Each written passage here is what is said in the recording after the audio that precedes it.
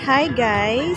So, andito tayo ngayon sa beach. And this is what we call Puok Jetty Port or Puok Seaport. Yan.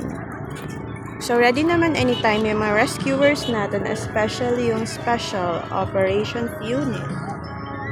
And on this side, dito, ayun, nandun yung Bureau of Fire with their ambulance.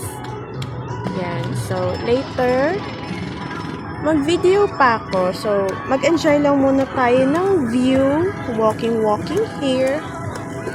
So, sarap maligo, guys. But it's mainit na. Ano oras na ba ito ngayon? Maybe it's around 9 a.m. So, yan.